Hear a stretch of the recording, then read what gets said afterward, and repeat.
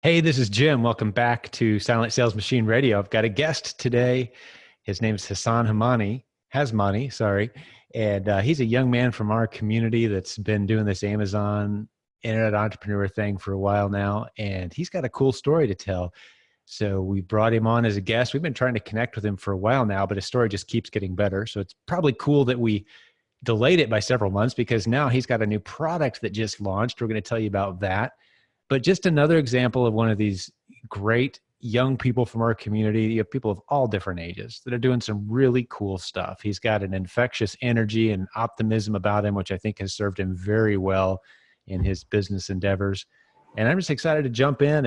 And all I've had is a couple short conversations with him. You're kind of meeting him as I am. You know, we hit the record button very fast today. And we're just going to get to know this young man and hear what he's up to. So let me fill in, Hassan, before I turn the microphone to you for a minute, what I know. Here's some things I know. Now, you bought the Proven Amazon course a while back. You kind of fumbled around. Your dad gave you a little seed money, if I remember correctly, and you lost money before you started making money, right? It was a big experiment. But now you've got a 7-figure business. Your profit margin's around 10 to 15% last I heard on Amazon. There may be some updates here. You've got a game that you're excited about that you've introduced, and you've made about 1,000 pre-sales of that. That's cool. We want to hear about this game. We want to hear about how it's going, how you're marketing that, and then fill in any gaps that are of interest to you, stuff you're passionate about, excited about. And like I said, you don't have to tell us your exact age, but man, you're a pretty young dude, man. You're in your mid-20s and you're already hitting it. So this is cool. Inspire us, man. Tell us about what you're up to. Yeah, for sure. It's just a little background of the story that you were talking about. My family is very entrepreneurial. My dad's been an entrepreneur my entire life. I've been helping my dad run his businesses since I was a kid. And junior year after college, I just had an urge to try and start my own business. So I literally Googled how to make money selling online. That was my start. I was like, it's a good way to go. Actually could be a pretty rough start depending on where you land. Yeah, for sure. So I had the idea of doing liquidation. That was my beginning. I pitched it to my dad. He gave me some seed money to start off. It was $5,000. And I don't think he expected me to do well, but I think he just gave it to me so I had an opportunity to learn. And I didn't do well. I lost $3,000 of that original $5,000. Kind of crushed me for a bit. But then I found the Proven Amazon course. I signed up for it, learned as much as I could. And I slowly worked my way up. I did online arbitrage that first winter. Then, as anyone will tell you, Q4, you get a real taste for it. You get a real hunger because the sales just start coming in. And so I built it back up. I got my money back. Took it $2,000, bought it back up. And then in 2016, I went all in on it. And I kind of just stumbled into wholesale one day. And that's a lot of people will tell you one of the easiest ways to get into wholesale is to do online arbitrage and then just kind of find products. And then that year, I grew my business dramatically. I interned in New York City. I had a full-time job offer, and I went into college to get my CPA. But I ended up dropping out of grad school because in November, my business just started taking off. And I declined the job offer, and it's been like that since then. Accounting, man. Quite a contract. You know, the best grade I ever got in any accounting class I took was a C, and I was proud of it. I pulled down a D or two, if I remember correctly. But yeah, we've got a good handful of accountants, but this is the exciting side of business, the entrepreneurial side, man. I don't know how accountants do it. I really don't. I mean, much respect to the accountants out there, but dude, not for me. Entrepreneurship is definitely a risk, but it's fun. Yeah. Dude, so you're doing some cool stuff. And let me just throw it, you dropped a little bone there. I want to spend just a second on it for the listeners. You said, hey, you started off with some OA and that turned into some wholesale. OA, of course, is online arbitrage. That's finding stuff online that you can buy for $5 and sell for 30 on Amazon, right? I mean, it's not complicated. We teach it in the Proven Amazon course. But along the way, as you're doing this research, as you're mining for gold, you're going to come across some products and think to yourself, wow, I mean, if I can buy this off a website for $5, I bet I could wholesale it 100 at a time for $2. Let's go find it. So it could be as simple as looking on the package, you know. I mean, I've got a little box of a product right here. You know, I bought today. You're like, hey, who manufactures and distributes this? A lot of times you can look right on the box, distributed by. You give them a shout, like, hey, I want to buy a bunch of this. Help me out. I mean, it's not a complicated thing. You know? it's more stuff that we teach. But talk us through that journey just a Yeah, little bit, from finding products on OA, for online sure. arbitrage, to wholesale. Like, how'd that happen? Oh, it's actually kind of a cool story. You'll like this. So when I was doing OA, this was February of 2016. I found a product I really liked, and I was selling a lot of, but I had no more cash. So I reached out to my dad, and I was like, Dad, this product is selling well, whatever. And he's like, You're not getting any more money. Another loan. I already gave you Yeah, 5,000, dude. yeah, I was like, You're not getting more money. So I was like, all right, well, I got to do something with my free time, because I was waiting for the inventory to reach, and I was waiting for the payout from Amazon, which is like a week away. But I just wanted this item so bad. And I was just scrolling through your Facebook community, my silent team. Great place to get some insight, get some info. And I just remember I just searched wholesale in the group. And I was just reading through all the posts, because I was like, maybe I should spend this free week learning about wholesale. And one guy was just like, you know what? Start off with OA and then reach out to the products that do well, reach out to the company for wholesale. So I was like, okay. So I went onto that website of the product that I wanted, and I emailed them. I was like, hey, where can I get this wholesale? And they gave me some info, and that's how it started. That's it. It's that simple. Wow. I love that story, man. And that's how that turned into $1 million business. 300% growth and all that. How many different products are you selling wholesale to come up with that $1 million business? Is it one product line that you're deep into, or is there several? It's one niche that I'm deep into. Okay. Not really a replenishable niche. It's just buying different products all the time. But at it's hard to give them a firm number. But there are some months that are phenomenal. There are some months that are slower. So I don't really have a number. But in wholesale, the greatest thing about it is you take the revenue and you just put it back in, and it's very quick churning. Something like private label, it takes 3 months for a product to come in. And I'm doing private label now, but it takes 3 months just for a product to come from China, and then you reinvest it. But wholesale, I mean, I went from 20,000 my first year into 600,000 my second year, and then 1.8 million my third year. So it's very easy to just turn that money back around and just buy more products. What does your dad think of your business now? I think he still wishes I had my CPA degree, so he could brag about me being a CPA. Something to fall back on when this all starts. You're like, Dad, I did almost $2 million at 15 points, brother. So I hope they're proud. Oh, that's funny. Yeah, I totally get it. There's he's encouraging our entrepreneurial spirit, but at the same time, he's like, hey, a degree would be a good thing. I hear you. I get it, man. I do have a bachelor's degree. He just wanted me to get my CPA. But the funny Gotcha. thing, I remember when I gave him the call, and I was like, Dad, I think I'm gonna drop out of college. We had a long conversation, and I just remember him saying, "It's like, look, I'm an entrepreneur. I understand, but if you do it now, you're never going to work for someone again." That's it. Once you run your own business, you're not going to go back and start working for people. Yeah, so. I call it becoming certifiably unemployable. I've got some space on my wall back here. I should probably put up my certificate, like certifiably unemployable. I would be the worst employee, man. I'm just so used to, like, dude, it's nice outside.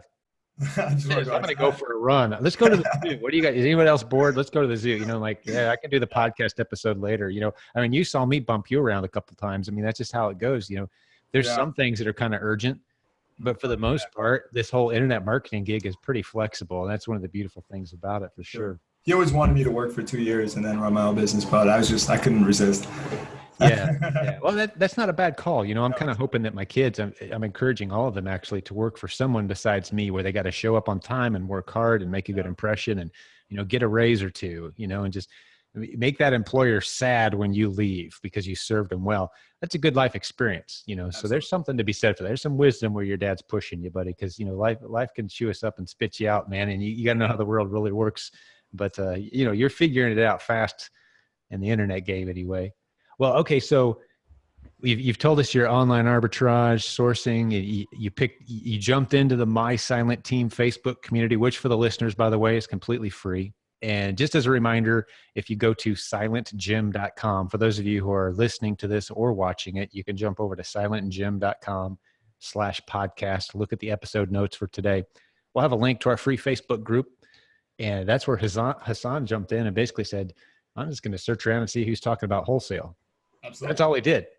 Now we've got some modules in the Proven Amazon course that show you 25 ways. Maybe you should go through it, Hassan, if you haven't. Have you been through the wholesale training? I went through it back in 2016. So it's been updated recently. Sure. Teresa, our wholesale coach, phenomenal, like 25 creative ways to land profitable wholesale. It's in the Proven Amazon course. But that's all you did was jump into our free community, and we'll give you that link in the show notes, listeners, today. If you're watching on YouTube or listening to the podcast, either way, look at the show notes. You can jump in if you're not there. We're about to pass 50,000 members, Hassan, as we're recording this, which is a pretty cool benchmark. We're trying to figure out how to celebrate that. Hey, tell us a little bit more about your non-Amazon adventures. I know you've got this game that you developed. Take us through that story. What are some lessons you've learned, some failure points and some successes? Because I know a lot of people out there have this product or idea they have in their mind. What's the reality of bringing that to market? And tell us about, because some people might want this game. I find it fascinating. For sure. Yeah, I'd love to tell you guys the story of it. It was a friend of a friend. People knew that I was running my own business. I was selling on Amazon. They introduced me to Charlie, who had designed a board game about the national parks. Now, my friends knew I love hiking. So when they introduced me to Charlie, I was like, I have to meet this guy. This sounds like an amazing product. I was a bit aggressive in trying to meet him, but I eventually did get him to agree to meet with me. And we just talked for a long time. The story was that his parents had hiked all 59 national parks. Amazing story. It was a bucket list item. They were in their 60s when they did it. And their son, Charlie, was a board game designer. So as a family bonding moment, they decided to create a board game about trekking the national parks. And that's the name of the game right now. So I've gotten to meet them. They had produced it and sold it for a while. But I like Charlie. I wanted to work with him, so I decided to hire Charlie. So Charlie became my employee to try and manage my wholesale side. Eventually, we talked for a while, and then we co-partnered and created this company called Underdog Games. And then we're bringing back to life the board game, Trekking the National Parks. So, all right, so let me just, you speak a little fast. I want to make sure everyone's catching this, because you're getting a chance to promote your stuff here, buddy. All right. For sure. Underdog Games. Is there a website? Yeah. Yep. Underdoggames.com. Underdoggames.com. And the name of the game is Trekking the National Parks. Yep. Trekking the National Parks. And is that on Amazon, or do you have to go to the Underdog Games site to grab that? No, so it's only on Shopify right now. Shopify through your website. Through your website, yep. Gotcha. Cool. Yep. Okay. It will be on Amazon eventually. So who's the target audience for this game? Families. Families Cool. that love board games. If you love hiking, you'll love the game. If you have kids, there's facts of each national park on the cards themselves. It's not inherently an educational game. It's meant to be a fun game. So awesome. It has some educational value to it.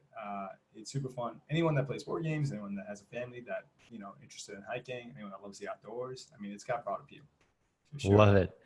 Okay. Now I know that you did you picked up some of our shareable story strategies from the Proven Audience formula, if I remember correct. Sure. So tell us, if for the listener, provenaudienceformula.com, or the book by the same title on Amazon. You go to amazon.com, look for Proven Audience Formula. It's a very inexpensive book. Grab a copy of it. We've got multiple examples, and Hassan's story could be one of those examples, because I know you've got 1,000 pre-orders at this point for your game. Talk me through what audience building strategies you used, specifically shareable story type of stuff that you learned from the Proven Audience formula. Did you hit any home runs there? Did anything flop? I mean, what was the process? How much money did you spend? Take us through that process a little bit. Well, it's a pretty crazy process. My staff will tell you that I tend to have an idea, but I never really have a plan, because my whole philosophy is just I'll just do stuff until something works. And that's just been how I've approached it. So I even hired him. I even hired Charlie without a plan. I did have somewhat of a plan, but I was like, I know he's a good guy. And we bought the game out, and the game was going to launch in August. And we decided that, okay, we do need some quick cash flow for the game. You can't pre-order on Amazon, but Shopify is great. I don't know anything about Shopify, but we'll learn it, and we'll put it up for pre-order. And I was encouraged. I was part of Proven Audience Formula. I saw what Brett did with a lot of those videos, and it got my idea sparked. And I was like, look, if we just the visual aspect of the game, I mean, it's about the national parks. The national parks are the shareable story. That's kind of the key, is for our product, the national parks were the shareable story. And the story itself is a shareable. If we film something where we just give them the visual of the game and talk about the story, I'm confident it will work.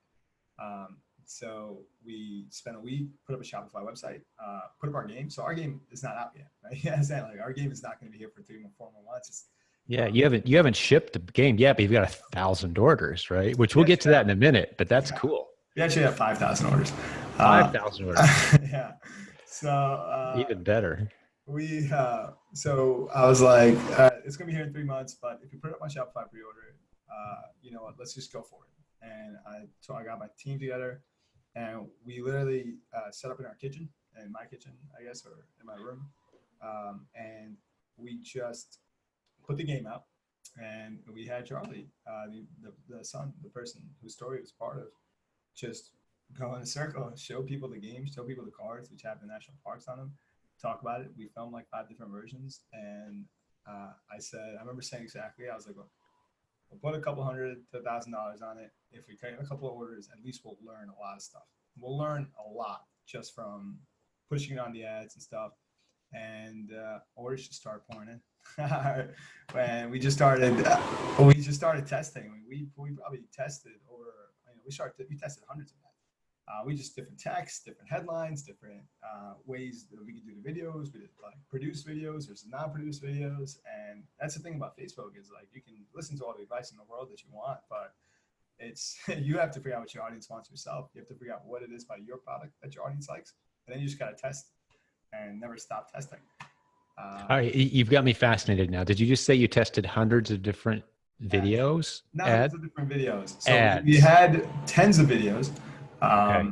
We had tens of videos. We had dozens of images, and then we found the way we did it was we found the video that we thought was really good. We found the image that kind of converted. It wasn't the image that we thought was going to convert, but that's kind of the point of testing, right? Exactly. And then we tested a bunch of different headlines and a bunch of different text, and that leads up to hundreds of different, between all the different combinations. We tested a lot of ads. I'm with you. And then we got a couple of different combinations that really worked, and then we just poured the money in. And the cool thing about ads, it built up the social proof, and the more social proof built up, I mean, our main video has around 800,000 views. We have about 6,000 shares, 13,000 comments. And that's how we got rolling. And then, Beautiful. Okay. Yeah. Hey, shoot me a link for the listeners. With your permission, I'm assuming you're okay if we share your best performing ad with the community, Sure. right? Sure. I mean, it hopefully gets you guys some orders. I don't want it to throw off your statistics, though. Are you cool with that? I mean, no, it's fine. We essentially we had to slow down dramatically the orders because our goal for the year is to sell out 9,000 copies, and then I just ordered 18,000 more. So we're trying to sell out 27,000 copies. Beautiful. And for this, I don't want the listeners to miss something that's happening here. Sure. You're taking money from your customers, pre-orders, and you're telling them, hey, it's going to be several months before we can send this to you. Hey, what do you tell them? 3-4 months? What are you telling them right now? We told them late September. Yeah. Okay. So, and some of them were ordering a long time ago. So they're waiting weeks or months. Yeah. July to late September, right? Yeah. So the money's in your pocket, in the bank. Yeah. Before you make a product, because we get this in reverse orders quite often. We think we've got to go in with both feet and make a product and have them on staff and have them stacked up in our garage ready to ship. No, pre-orders. Pre-orders are amazing at Shopify, yeah. Yeah, exactly. So you can know. And I love that you were testing different ads. What was your total ad spend before you had one that was working and you knew was going to be profitable? How much time, effort, energy, and money did you put into that process? What was that to us before we knew something was working? I mean, one of our first ads were working. Beautiful. Because you said you got a couple orders out of your first guess. First guess. Yeah, we put out 5 videos that first night. They were very similar. It's not like anything crazy, but one just performed better and one image was performing really well. I mean, there's only a couple $1,000s that we put into it. I mean, the first day we only put a couple $100s into it, and we already had orders coming in. And next thing you know, we start pouring money. And once you have money coming in, then you can just keep spending money because it's a confidence boost. Yeah, exactly. You're just tweaking your system, split testing, and you can nerd out, or you can just shotgun it. Yeah. Some people. I'll give you an example of. Yeah, please. I'll give you an example of how we improved over time. I mean, originally, the first, like I said, I mean, we were spending. Ours is a $50 game, so there's a little bit more margin built into it, but we were spending, $12 to $15 to get a sale. By the end of it, we were only spending $5 to get a $50 sale. And what's your margin on the $50? I'm imagining the game can't be that expensive to produce. It's pretty high. It's pretty high. We're looking about we're looking about a $20 to $25 margin on the Oh, game. that's great though. Yeah. You're spending 5 to make 25 basically. Yep. Yeah. Beautiful. And it just, and like I said, this was a pre-order. Like Yeah. we're shipping the games out now. So we're shipping out the 5,000 games right now. And we're excited to get into the customer's hands. And then when it comes back, when we get the next 18,000 units, we're going to bring it back to Amazon and see how that goes for us too. And then in the meantime, I mean, we're just testing as many different methods as we can. We have a Facebook page called Tracking the National Parks. That's the name of our Facebook page. Cool. We're at 9,500 likes right now on that Facebook page. We have amazing engagement. Our goal is to build a group in a bit about hiking the national parks, because the parents are still very involved in talking to people. They love the parks. I love the parks. And we just want to create a community around that. We're working with influencers right now. I mean, we're just going anything. People just love the product. So we're trying to get awareness as much as we can out there. I love it, man. I'm dropping a hint for the first time. Brett and I have been talking about something that's working amazingly well. You're going to want to keep an eye out for this, Hassan, and the listeners too, where we're really dialing in how to build an explosively responsive and engaged Facebook page very quickly. I mean, we're just like niche after niche after niche. We're just, you're going to dig into this. And you'll probably have some stuff to contribute to it, but we're hitting all kinds of random niche markets. And then there's so many ways to monetize besides just the game. I'm sure you know this, Hassan. Oh, yeah, absolutely. I mean, you've got a niche audience that's interested in this particular subject. The merch possibilities, Amazon merch, but I mean, just like, T-shirts and other, or even like big vacation packages, partner up with the travel agencies and, all kinds of opportunity here because, they're in this niche. I want to talk a little bit more about your marketing efforts though, for the advertising on Facebook. Did you guys, it sounds to me like you guys kind of took a shotgun approach, and I have a couple questions for you here. One is, which ads are performing better in general? The stuff that you shot with a cell phone and marginal quality, or the stuff where you kind of, I think you said you went all in and he had some higher production quality stuff too. Like, which is working better for you guys? Yeah, well, we didn't exactly do high production quality. What we tried doing was we used video editing software to try adding like fancy graphics and fancy text and try and make it seem like it was a very high quality produced video. Gotcha. And those just failed quickly. It was just a cell phone. I mean, Brett was preaching it. It's true. We theorized a lot about it. And our theory is that it just seems natural while you're scrolling through Facebook. Yeah, exactly. Your feed, and it's just him talking about the game. It's just what you expect one of your friends. It doesn't surprise me a bit to hear you say that because, like you said, that's one of the lessons in the proven audience formula is if you want to really win with simple viral content, it's got to look like someone picked up a cell phone and just started shooting. That's Absolutely. The stuff that outperforms, unless you're ready to spend $5 million and make some kind of high production quality entertainment level, George Lucas level stuff. Yeah. Just pick up a cell phone. There's no in between. There's no in between ground that you can play in. Just grab that cell phone and go. So that's cool. That's cool to hear. I'd never asked you that question, so I'm glad to hear that answer. And then so right now, what's your ad budget look like? And like, do you feel like you've kind of peaked it out? You say we're turning $5 bills into 25 right now. If you don't mind sharing, what's some detail? Like, how much are you guys spending right now, and what's that looking like as far as like a weekly expense to at this moment, nothing, because like we're out of game. You're tapped out. We're tapped out, and we're waiting heavily.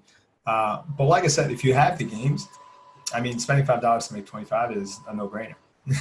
we'll spend that infinitely for whatever number of games we had. I mean, how much have we spent total? We've spent tens of thousands on Facebook ads because, like I said, once you're spending money to make money, it's not really it's an easy stuff.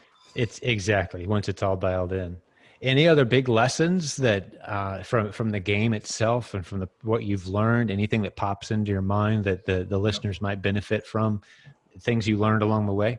For sure. Yeah. A couple of tips. I've mentored a couple of people into starting completely different businesses. I just love one of my goals in life is to start a nonprofit business incubator. So people know that I started a business and I've helped a few people, and one of the things I see all the time, people get really stuck on overthinking. All right, they're trying to create a process before they've even done anything, and because process is the hot word, right? And I 100% agree that process is a great thing, but you can't create a process till you've actually proven it. Like, don't automate till you prove it.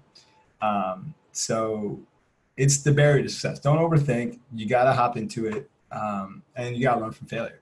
So that's always been the first thing I tell people. The second thing is there's a ton of people that are out there giving advice, including us, including me right now. But even then, don't necessarily listen to me if it doesn't apply to you. My advice is meaningless if it does not fit into what your business model is, or if it does not fit into the kind of person or the kind of advice that applies to you, like that fits well with how you work. And so just, there's so many courses, there's so much stuff. Just keep trying. Just keep trying whatever it is. If you hear a course, if you watch a course, if you listen to something, you might not buy into it completely. Don't copy and paste the exact business plan, but take the golden nuggets from those courses, apply it to your own life. And that's where you find a lot of success. Like I watched a lot of Proven Amazon course. I think it's an amazing foundation to get started on Amazon. But I didn't take exactly what you said and use it. I took what applied to me. I took what I thought was incredibly useful, and then I made my own business out of it. Yeah, exactly. And I can't disagree. There is not a cookie cutter approach that's going to work for everyone out there. Like, that's what we say with our coaching program. Sometimes people come to us and say, "Hey, can I see the syllabus for your coaching program?" I'm like, we don't have one. If we had a syllabus, we could hire people for $15 to read through the workbook with you, and you fill in the blank. That's how we're used to. That's what people think of when they think of education. It's like, hey, where's the workbook? I'm going to work through and learn what everyone else is learning. That's not how this works. I just recorded a recent episode, Hassan, I think you'll like, but I find a common, and you're yet another example of one of the most common character traits, if not the most common character trait I see in the people in our community who are succeeding as internet entrepreneurs. And you just hit the nail on the head. It's the willingness to test, fail, Yeah. realizing that it's costing me virtually nothing to test and fail. Now, you've spent tens of thousands on ads at this point, but that was only once you started turning $5 bills into $25. Exactly. Yeah. The process of testing up to that point, really, when you look at it and compare to, you're blessed. You're in your mid, early 20s.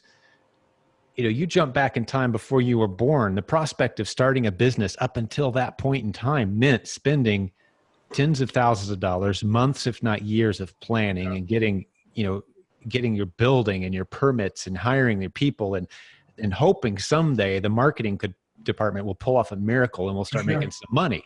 Sure. Right? Now we're saying, hey, market on the front end. Don't do any of that other stuff. Just market. You don't even have the physical product in your warehouse yet, and you've sold 5,000 of them. Yeah. That's because you marketed first with very low risk tests. The audience said, yeah, I'll wait a few months for that. That looks cool. Yeah. Here's my money. And you use that money to go make the product. Yeah. And we're doing the same thing with Dynasty Toys right now. We're showing drawings, literally just drawings. We don't even have a prototype. And I would hypothesize that had you only had drawings, not even a prototype, you could have come close to pulling off the same thing, right? It's like, hey, here's a game we're wanting to build. Yeah. Here's the idea. Here's some images we're going to use here. If you guys want this, we're going to make it. That's the time we live in, where these very low risk. So hopefully that sparks some creativity in some folks that are thinking, well, I've got to have time and money and raise a bunch of money, be willing to take a big risk and fill my garage with inventory. And we'll know a few years from now if I just buried myself financially or if this is going to work. No, you don't have to do that anymore. So I love your story. There is nothing like Facebook marketing in the world. Back in the day, like you said, if you wanted to do marketing, you got to spend $1,000 on a billboard, and you have to have a plan from the beginning. We just said, let's put $20 in. Honest to God, if you only had $20 and you had to sell a $50 item, you could do it. And then that's how you scale up. The first day, like I said, we only spent a couple $100, and we scaled up quickly because once we found the success, but we didn't spend a lot of money before we found success. We found success pretty quick, and then that's when you start scaling up. Then there's nothing like it, because you could try 100 different ads for $10 each. And you're pretty much guaranteed that one of those ads is going to work. I just thought of the other question I wanted to ask you too about your advertising, your ads. How targeted were your ads?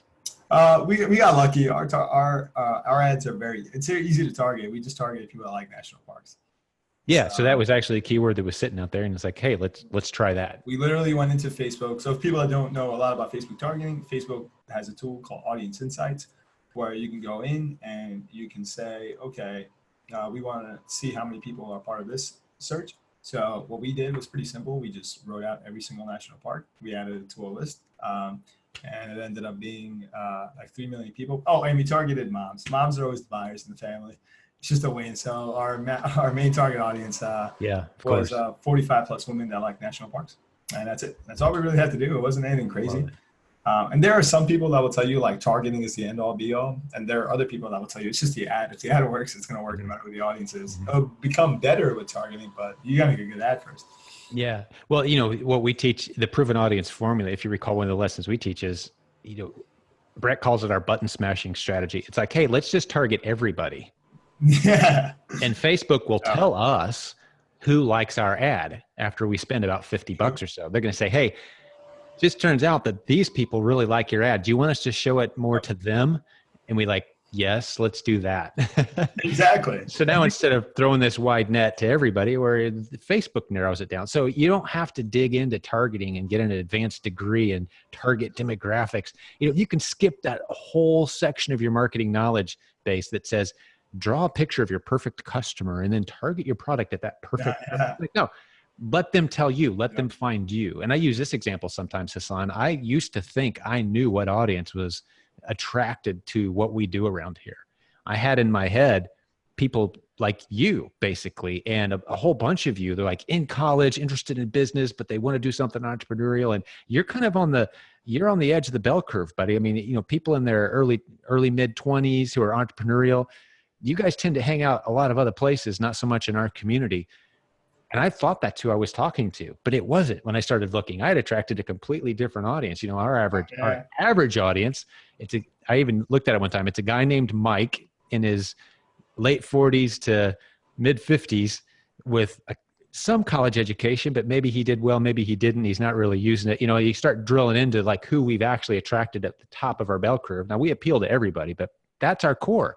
I had no idea, and I didn't need to have an idea.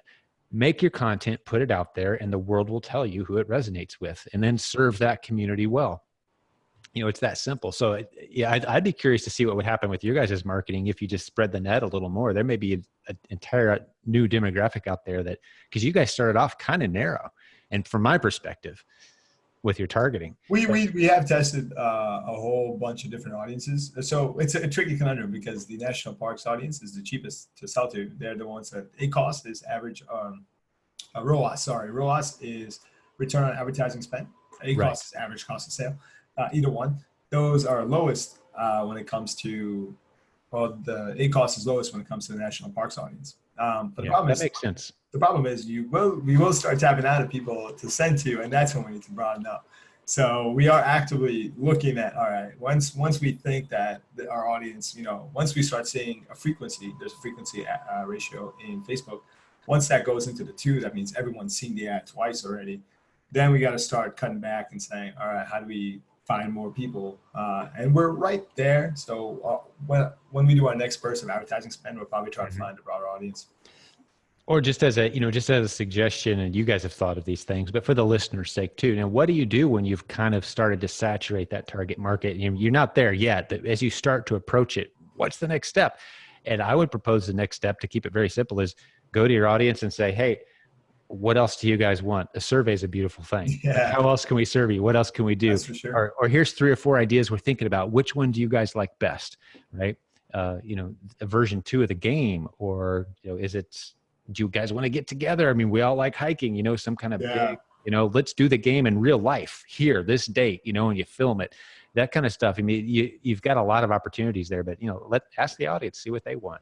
And that's where having a Facebook page and having a list is, as you said before, your business is your list.